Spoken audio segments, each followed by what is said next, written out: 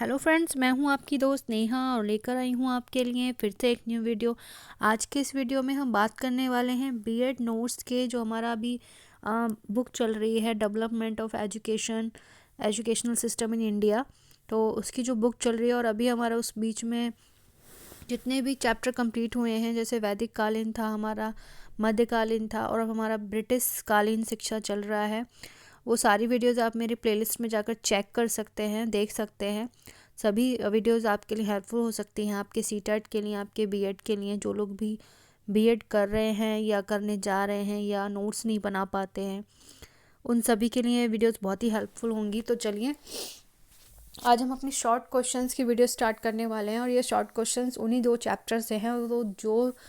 वो 2 चैप्टर से रिलेटेड जो जितने भी वीडियो हैं, जो जिन लोगों ने नहीं देखी हैं, वो लोग चैनल पर जाएं। मेरी बीएड नोट्स की प्लेलिस्ट बनी हुई है, उसमें आप जाकर देख सकते हैं। बाकी मैं उसका आई बटन में लिंक भी दूंगी प्लेलिस्ट में, आप वहाँ से भी जाकर चेक कर सकते हैं। और ये वीडियो उन सभी चैप्टर्स की शॉर्ट क्वेश्चंस हैं। ये शॉर्ट क्वेश्चंस आपको हेल्प करेंगे आपके सीटेट में, टैट में, यूपी टैट में और आपके बीएड में। तो बीएड में भी 1 नंबर के क्वेश्चंस पूछे जाते हैं या 2 नंबर के क्वेश्चंस पूछे जाते हैं, जिनको हम वेरी शॉर्ट या शॉर्ट क्वेश्चंस कहते हैं। तो उसमें ये आपको हेल्प करेंगे और बहुत ही अच्छे से समझाने की कोशिश करूँगी आपको सारे क्वेश्चंस को। तो वीडियो को स्टार्टिंग से लास्ट तक ज़रूर देखा करिए और अगर आपको वीडियो पसंद आती है उसको आगे ज़रूर शेयर कर दिया करिए, फॉरवर्ड करा करिए, ताकि और लोगों की भी हेल्प हो पाए, आप किसी का जरिया बन पाएँ किसी की हेल्प का। तो ये बहुत ही अच्छी बात होगी। और मुझे कमेंट करके ज़रूर बताया करिए कि आपको मेरी वीडियोस कैसी लगती हैं और मैं आप लोगों के लिए और अच्छे काम कर पाऊँ और अच्छी वीडियोस ला पाऊँ। तो मुझे आपका गुड थिंग्स, आप गुड वाइब्स में जो है भेजते रहिए। मैं भी आप लोग के लिए ऐसे अच्छा काम करती रहूँगी। तो चलिए स्टार्ट करते हैं अपनी आज की video. Welcome to my YouTube channel sociology notes, जहाँ पर आपको मिलती हैं यूट्यूब पर सोशियोलॉजी नोट्स से related proper videos, BEd notes से रिलेटेड प्रॉपर वीडियोस। तो चलिए स्टार्ट करते हैं अपनी आज की वीडियो। तो जैसा कि आप अभी देख पा रहे हैं, वैदिक कालीन शिक्षा में उपनयन का क्या अर्थ है। तो उपनयन का शाब्दिक अर्थ है पास ले जाना। ठीक है, आपको मैं जूम करके भी सारे क्वेश्चंस को अच्छे से दिखाऊंगी। उपनयन का शाब्दिक अर्थ है, उपनयन का अर्थ क्या है। तो हमारा उपनयन का शाब्दिक अर्थ है पास ले जाना। शिक्षा की प्राप्ति के लिए बालक को गुरु की शरण में ले जाना उपनयन कहलाता था। ठीक है, और वैदिक कालीन शिक्षा में उपनयन का बहुत ही महत्व था, क्योंकि जब ये बच्चों की शिक्षा प्रारंभ की जाती थी तो वहाँ पर पहले उनका उपनयन संस्कार किया जाता था, उसके बाद उनको शिक्षा प्रदान की जाती थी, जब आश्रम में या गुरुकुलों में बच्चों को ले जाया जाता था, है ना। समावर्तन का शाब्दिक अर्थ क्या है, नंबर 2 क्वेश्चन हम कर रहे हैं। समावर्तन का शाब्दिक अर्थ है घर लौटना। यह संस्कार 25 वर्ष की आयु में होता था, जब बच्चे सारी एजुकेशन ले लेते थे और उसके बाद वो घर जाते थे अपने गुरुकुल से, अपने गुरु के पास से। तो उनका जैसे उनको गृहस्थ जीवन में प्रवेश लेना होता था, मतलब किसी बच्चे की शादी हो रही है या स्टूडेंट्स की, या घर गृहस्थी में जा रहे हैं, वो अपने घर वापस जा रहे हैं, तो उनका समावर्तन संस्कार किया जाता था। ठीक है, और 25 वर्ष की आयु में होता था। नंबर 3 क्वेश्चन देखते हैं। वैदिक काल में शिक्षण विधियाँ कौन कौन सी थी। तो देखिए, अनुकरण, आवर्ती एवं कंठस्थ, व्याख्या एवं दृष्टांत विधि, कथन, प्रदर्शन एवं अभ्यास विधि। दृष्टांत विधि का मतलब ये होता है कि जैसे बच्चों को हम पिकनिक पे ले जाते हैं, आज के टाइम में बच्चों को दिखाते हैं चीज़ें, वैसे उस टाइम में बच्चों को उनके द्वारा देखी गई चीज़ों के बारे में पूछा जाता था। मतलब उन्होंने क्या दृष्टि से अपनी देखा है और क्या दृष्टांत उन्होंने करे हैं, वो उनको याद है भी या नहीं, तो सारी चीज़ें दृष्टांत विधि में आती थी। ठीक है, कथन, प्रदर्शन एवं अभ्यास विधि, प्रश्नोत्तर, वाद विवाद और शास्त्रार्थ विधि, श्रवण मनन एवं निधि ध्यान विधि, तर्क विधि, कहानी विधि, न्यायिकीय विधि और अनुशासन विधि। ठीक है, ये सारी विधियां 9 प्रकार की विधियां थी जो वैदिक कालीन में यूज होती थी। नेक्स्ट हमारा 4th क्वेश्चन, वर्ण व्यवस्था किसने दी। वर्ण व्यवस्था किसने दी, तो मनु ने वर्ण व्यवस्था दी थी। बौद्ध शिक्षा में नंबर 5 क्वेश्चन देख रहे हैं। बौद्ध शिक्षा में अष्टांगिक तत्व का क्या अर्थ है। सम्यक दृष्टि, सम्यक संकल्प, सम्यक कर्मांक, सम्यक वादक, सम्यक आज्ञी मतलब आज्ञा का पालन करने वाले, सम्यक व्यायाम, सम्यक स्वीकृति स्वीकृति मतलब अपनी आप में स्वीकृति, सम्यक समाधि। ठीक है, तो ये 8 अष्टांग थे वहाँ पे। ब्रिकमासील विश्वविद्यालय की स्थापना किसने की? नंबर 6 क्वेश्चन देख रहे हैं।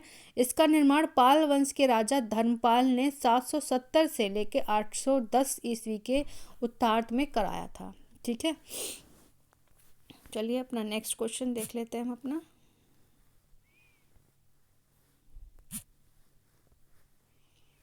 तो हमारा नेक्स्ट क्वेश्चन है नंबर 7। नालंदा विश्वविद्यालय की स्थापना अशोक ने कराई। यह संसार का सबसे प्राचीनतम विश्वविद्यालय है। ठीक है, तो ये नालंदा विश्वविद्यालय की स्थापना किसने कराई थी? अशोक ने। अशोक को सभी जानते हैं। 7वां नंबर क्वेश्चन था ये। अब हम पढ़ रहे हैं 8 नंबर क्वेश्चन। तक्षशिला विश्वविद्यालय। तक्षशिला रावलपिंडी से 35 किलोमीटर दूर स्थित है। यह अफगानिस्तान में है। यह वैदिक काल और बौद्ध काल दोनों का प्रमुख केंद्र है। मतलब ये बौद्ध काल में भी तक्षशिला आपने तक्षशिला के जो बौद्ध काल की जो शिक्षा थी वो तक्षशिला के विश्वविद्यालय में, तक्षशिला के विहार मठ जो भी होते थे उसमें दी जाती थी।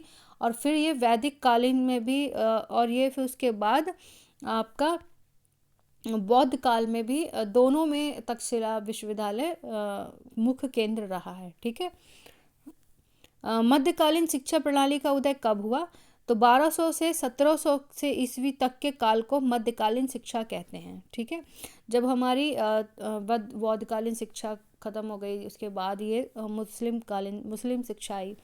और मुस्लिम शिक्षा, अगर एक क्वेश्चन और आता है जो मैंने इसमें ऐड नहीं किया है बट मैं आप लोगों को ओरली ऐसे बता देती हूँ कि मुस्लिम शिक्षा का उदय भारत में करने का क्या तात्पर्य था, क्या अर्थ था, मतलब क्या उसके पीछे का बात थी कि मुस्लिम शिक्षा जब भारत में आई तो मुस्लिम शासन जो भारत में आया उसका सबसे बड़ा उद्देश्य ये था कि वो उनका सबसे बड़ी नीति ये थी कि वो भारत में अपना राज्य चलाना चाहते थे, अपना शासन करना चाहते थे। 2 उनके वो थे, और अपना धर्म का प्रचार और प्रसार करना चाहते थे। ठीक है, मकतब का क्या अर्थ है? मकतब शब्द, हम 10 क्वेश्चन देख रहे हैं यहाँ पे।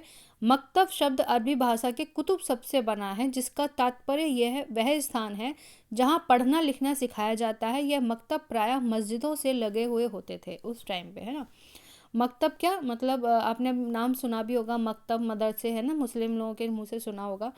तो ये वह स्थान है जहाँ पर पढ़ना लिखना बच्चों को सिखाया जाता है और ये मकतब मस्जिदों से लगे हुए होते थे। मदरसे का क्या तात्पर्य है? नंबर 11 क्वेश्चन देख रहे हैं हम। मदरसा शब्द अरबी भाषा का देशज शब्द से बना है जिसका अर्थ है भाषा, भाषण देना। ठीक है, अतः जिस जगह शिक्षा भाषण द्वारा दी जाती है उसको हम मदरसा कहते हैं। ठीक है, वैदिक काल में हम नंबर 12 क्वेश्चन देख रहे हैं यहाँ पे। वैदिक काल में गुरु शिष्य संबंध कैसे थे? वैदिक काल में गुरु और शिष्य संबंध मधुर थे। गुरु शिष्यों को पुत्र और शिष्य गुरुओं को पिता समान मानते थे। मतलब पिता और पुत्र तुल्य संबंध थे वैदिक काल में। और जो गुरु थे उनको काफ़ी सम्मान, उनका काफ़ी मान सम्मान होता था समाज में। उनकी एक अलग पहचान, उनकी एक अलग जगह मानी जाती थी। मतलब हर राजा हो महाराजा हो उनको अपने से उच्च स्थान दिया करते थे, है ना, गुरुओं को। वैदिक काल में, वैदिक काल में गुरु और शिष्य संबंध मधुर थे और शिष्यों को पुत्र, शिष्य गुरुओं को पिता समान मानते थे। वैदिक काल में शिक्षक, 13वां क्वेश्चन हम देख रहे हैं यहाँ पर। वैदिक काल में शिक्षक अति विद्वान, स्वाध्यायी, धर्मपरायण और सत्यचरित व्यक्ति होते थे। ज्ञान के साथ साथ अति संयम भी होते थे। मतलब वैदिक काल में जो शिक्षक थे उनको वो चरित्रवान होते थे और उनमें एक संयम होता था, अपने ऊपर एक अनुशासन होता था। वो एक सादा जीवन व्यतीत करते थे और एक उनके मतलब उनको देख के पता लगता था कि वो एक गुरु हैं। और एक उनकी लाइफस्टाइल जो होती थी वो काफ़ी शुद्ध, सादा और शाकाहारी होती थी काफ़ी। और उनका जो आप लोगों ने कई सीरियलों में भी देखा होगा कैसे गुरु दिखाए जाते, तो उसी टाइप के गुरु होते थे तो जिससे बच्चे काफ़ी कुछ सीखते थे और अपने अंदर अनुशासन और संयम कैसा रखा जाए वो गुरुओं से ही वो सीखते थे, है ना। तो ये थे फ्रेंड्स कुछ 13 क्वेश्चन हमारे 2 चैप्टर से रिलेटेड थे। तो वो 2 चैप्टर की वीडियो आपको मेरे लिंक में या आपको मेरी प्लेलिस्ट में मिलेंगी, वहाँ से जाके आप ज़रूर चेक करें, वो तभी आपको सारे क्वेश्चन समझ में भी आ जाएंगे। और ये सारे क्वेश्चन वैसे हैं जो आपको हेल्प करते हैं आपके बीएड के शॉर्ट क्वेश्चंस में, सीटेट में भी और टेट में भी। और नेक्स्ट वीडियो में आप ब्रिटिशकालीन शिक्षा हम पढ़ रहे हैं, उसमें मैंने अभी तक 3 वीडियो अपलोड कर दी हैं। अब मैं नेक्स्ट वीडियो अपलोड करूँगी जिसमें हम ब्रिटिशकालीन शिक्षा का जो माध्यम था वो कैसा था उस बारे में हम पढ़ेंगे। तो वो वीडियो देखना ना बिल्कुल ना भूलें। चैनल को सब्सक्राइब कर लें अगर आपको लगता है कि आपको वीडियोस हेल्प करती हैं। तो थैंक यू सो मच मेरे सभी फ्रेंड्स के लिए।